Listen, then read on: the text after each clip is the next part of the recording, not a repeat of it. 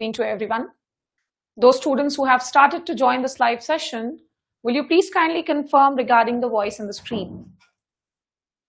आप में से जितने भी बच्चे सेशन के साथ जुड़ चुके हो, जल्दी से कंफर्म करेंगे बेटा वॉइस ऑन स्क्रीन के बारे में।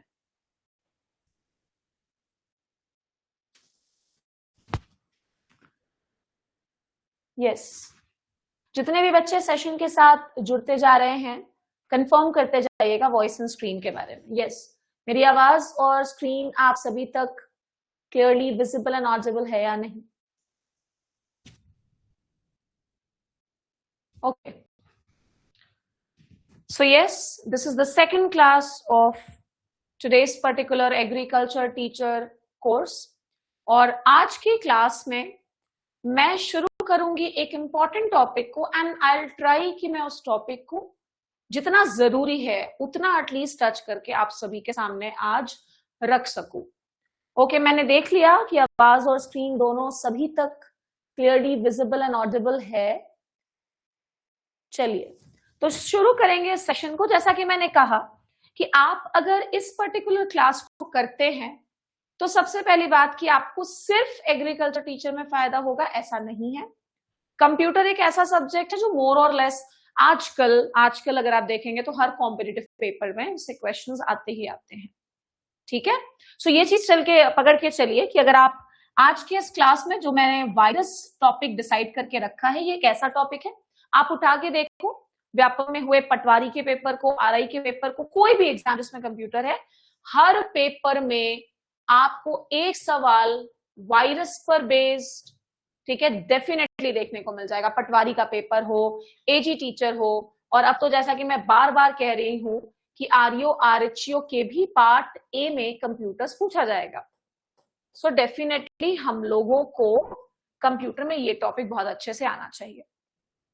ठीक है, तो शुरू करते हैं सबसे पहले बहुत ही बेसिक सवाल के साथ कि आप लोगों ने वायरस कंप्यूटर के अलावा, भाई दोनों तुम्हारे काम का है ना, याद रखना। हम भैया एग्रीकल्चर हॉर्टिकल्चर वाले हैं तो हमें हर चीज को अपने सब्जेक्ट के साथ जोड़ करके जरूर देखना है। दोनों ही वायरस तुम्हारे लिए इंपॉर्टेंट है, दोनों से सवाल आता है। पैथोलॉजी में आओगे तो तुम्हें बायोलॉजिकल वायरस पढ़ना ही पड़ेगा, उन सारे वायरसेस के नाम पढ़ने ही होंगे जो हमारे क्रॉप्स में इंफेक्शन कॉज करते हैं। तो याद रखना सबसे पहले जो कॉन्सेप्ट तुम्हें आना चाहिए कि वायरस में हम दो टाइप के वायरसेस को सुनते आए हैं, एक है कंप्यूटर वायरस, एक है बायोलॉजिकल वायरस। तो भाई इन दोनों के नाम में अगर वायरस है तो सुन के डर तो जरूर लगता है कि कुछ तो खतरनाक चीज है। तो सबसे पहला टॉपिक जो आज हम पढ़ेंगे वो है इन दोनों वायरसेस के बीच के समानताओं के बारे में, कि इन दोनों को ही वायरस अगर कहा जा रहा है तो कुछ तो सिमिलैरिटी होगी ना भैया। जैसे मुझे और तुम्हें दोनों को इंसान बोला जाता है तो सिमिलैरिटीज तो हैं। तुम्हारे पास भी दो कान, मेरे पास भी दो कान, तुम्हारे पास दो आंख, मेरे पास दो आंख, तुम्हारे पास पैर हाथ चलने के लिए, मेरे पास भी सेम चीज है। सो उसी तरह से इन दोनों में भी बहुत सारी सिमिलैरिटीज होती हैं। ठीक है, नॉर्मली तुमने देखा होगा कि टीचर आता है कंप्यूटर की क्लास में, कंप्यूटर एस्पेक्ट से वायरस पढ़ाना शुरू कर देता है। मैं भी पढ़ाऊंगी, बट पहले वो चीज समझिए जो आपसे रिलेटेड है। सो ध्यान रखेंगे कि जो कंप्यूटर वायरस होता है और जो बायोलॉजिकल वायरस होता है, इन दोनों की सबसे पहली प्रॉपर्टी कि ये दोनों भैया डेंजरस होते तो है, डेंजरस है, इसीलिए हमारे बायोलॉजिकल सिस्टम को या फिर कंप्यूटर के सिस्टम को नुकसान ही पहुंचाते हैं। ठीक है, सेकेंड पर्टिकुलर सिमिलैरिटी जो कि बहुत इंपॉर्टेंट हम मानते हैं कि दोनों में सेल्फ रेप्लिकेटिंग प्रॉपर्टी होती है भैया।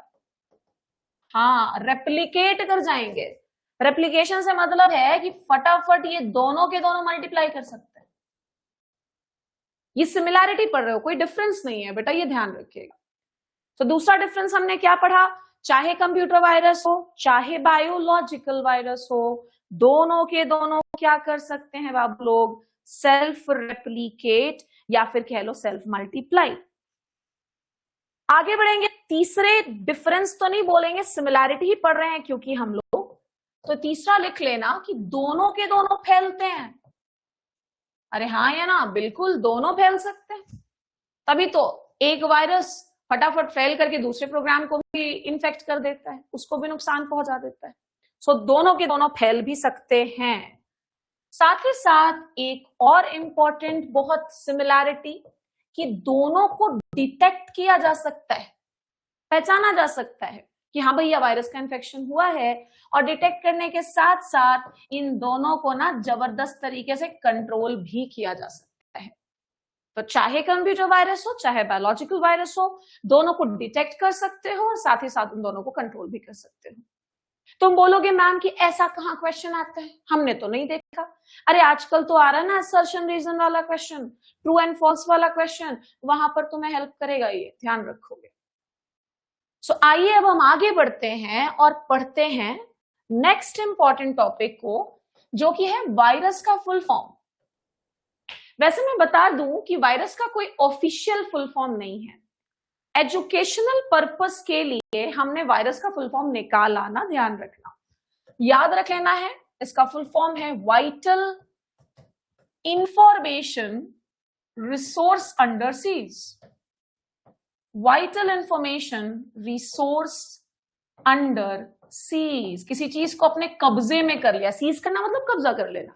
तो वायरस तुम्हारे कंप्यूटर सिस्टम को या तुम्हारे ह्यूमन बॉडी सिस्टम को या प्लांट बॉडी सिस्टम को कब्जा ही तो करता है, फिर तुम्हारे बस का कुछ रहता ही नहीं है। सो फुल फॉर्म है vital information resource under seize. Next topic पर आते हैं और हम पढ़ लेते हैं थोड़ी बहुत बातें वायरस से रिलेटेड हिस्ट्री के बारे में, कि भाई वायरस शब्द सबसे पहली बार किसने यूज किया, कब किया, दुनिया का सबसे पहला वायरस कौन सा था, किन्होंने बनाया, ये सारी जानकारी भी इंपॉर्टेंट है।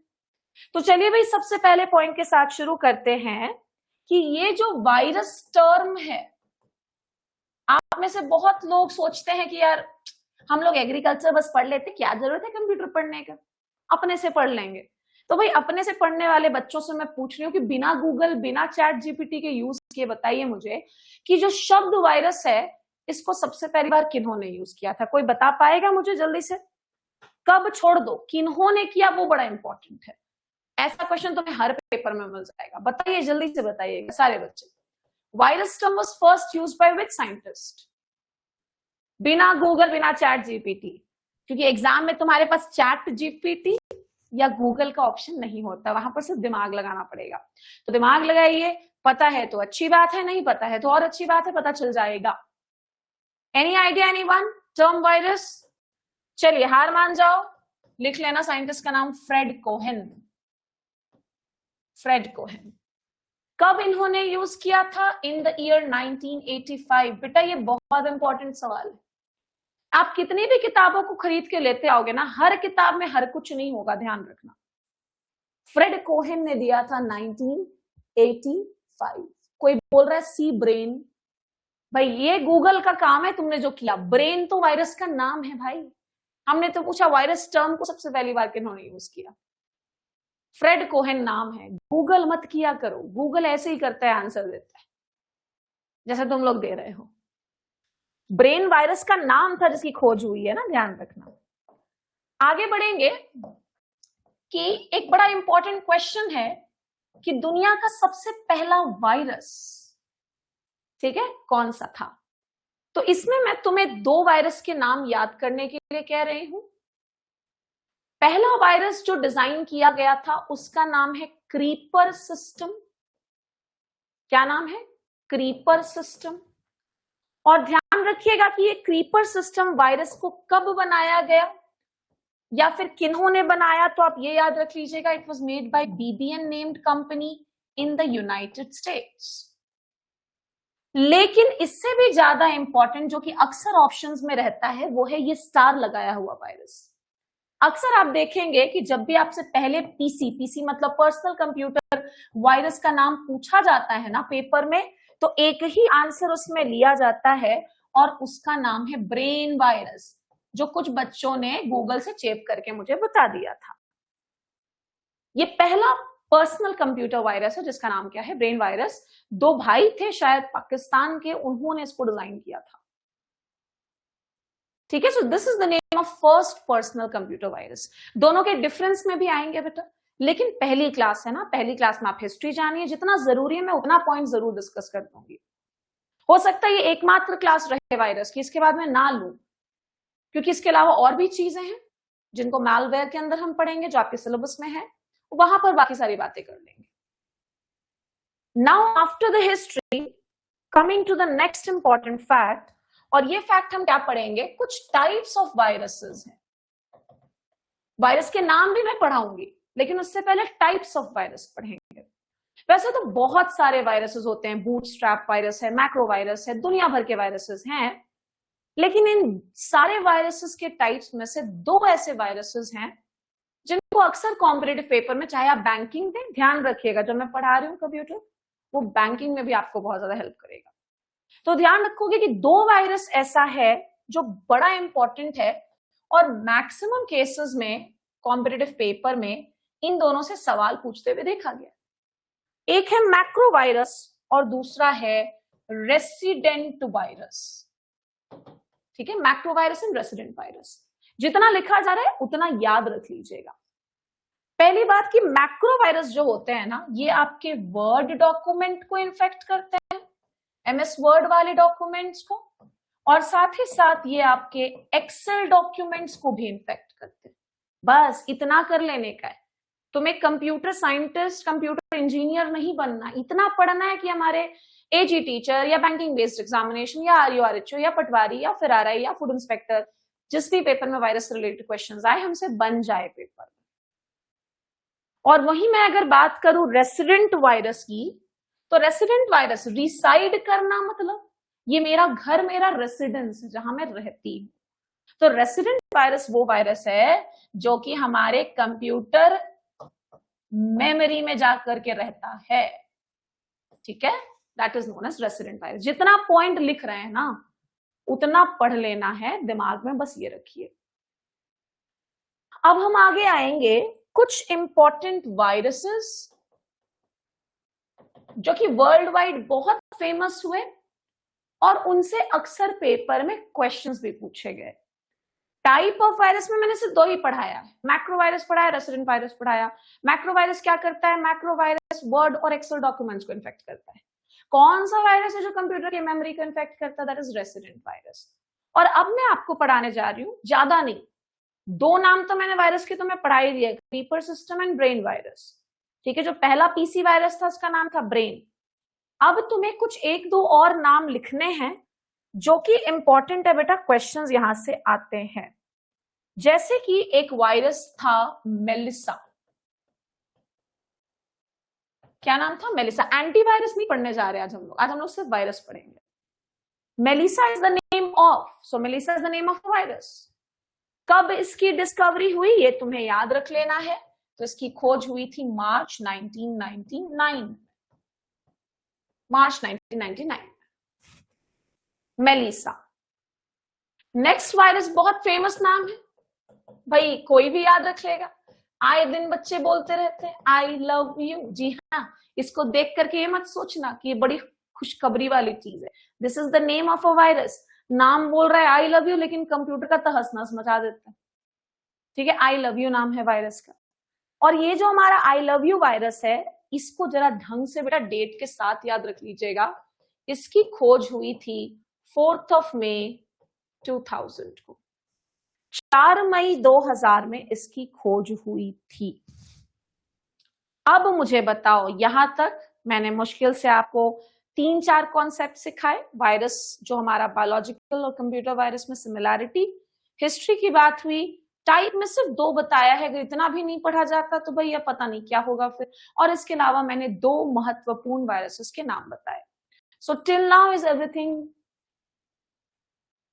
डन और नॉट, क्लियर और नॉट, यस और नो, जल्दी बताइएगा। Is everything clear? केमिस्ट्री की पहली क्लास में यूरिया मैंने पढ़ा दिया है, so please go and watch that अगर आपने नहीं देखा है तो, because that was an important class.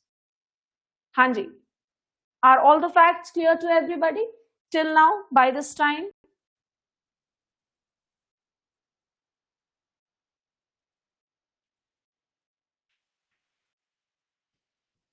Yes, I'm waiting for all of your answers. जल्दी बेटा, हाँ जल्दी। मैंने कहा था मेरी अभी क्लास है और भी, तो मैं इसको फटाफट वाइंड अप करूंगी, बिकॉज बहुत ज्यादा टाइम नहीं है। केमिस्ट्री में बहुत टाइम दे दिया मैंने, शुरू में थोड़ा सा समय लगेगा। ठीक है, ओके। हो गया। अच्छा, मैंने तो तुम्हें चार वायरसेस पढ़ाए हैं टोटल। एक तो तुम्हें ब्रेन नाम का वायरस पढ़ाया।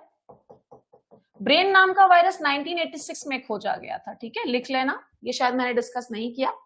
ओके, 1986 क्लास स्टार्ट हो गई है बेटा, ये क्लास ही चल रही है भाई। मैंने तो डेमो में भी ऐसा ही टॉपिक शुरू किया है ना जो तुम्हारे काम का है। वो डेमो सिर्फ उन बच्चों के लिए जो कोर्स में एनरोल्ड नहीं है, बच्चे तो कोर्स में एनरोल्ड हो चुके हैं।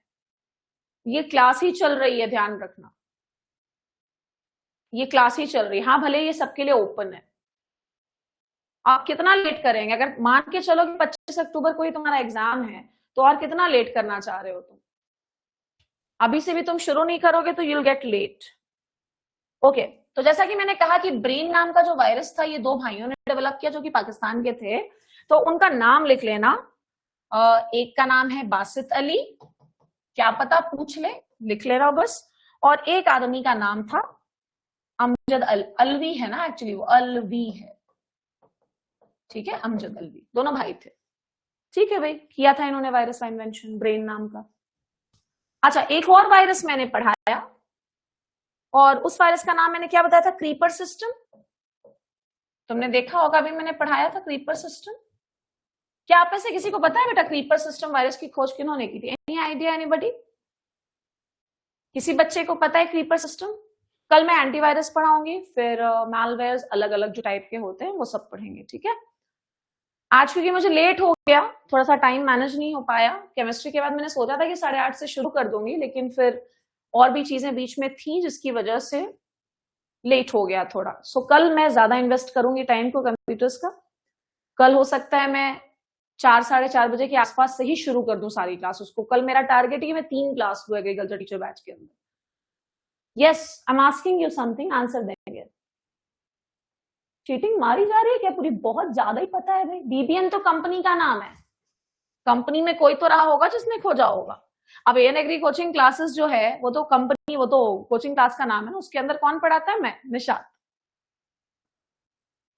Actually this creeper system was discovered by, एक बहुत फेमस नाम थे, बॉब थॉमस। बॉब थॉमस, ठीक है। बस एक बार जब तुम वॉर्म वगैरह पढ़ लोगे, तब मैं आपको और ज्यादा लिस्ट दूंगी उधर वॉर्म्स का, तो तुम पहचान पाओगे और क्लियरली कि कौन सा वायरस है, कौन सा वॉर्म है, सब में डिफरेंस होता है। तुमने सुना होगा ना, वॉर्म वर्ड भी यूज होता है, और ये सबसे भी क्वेश्चंस आते हैं, ठीक है बेटा। तो केमिस्ट्री की क्लास, कंप्यूटर की ये जो डेमो क्लास है, ये सब मैं आज कंटेंट में डाल दूंगी।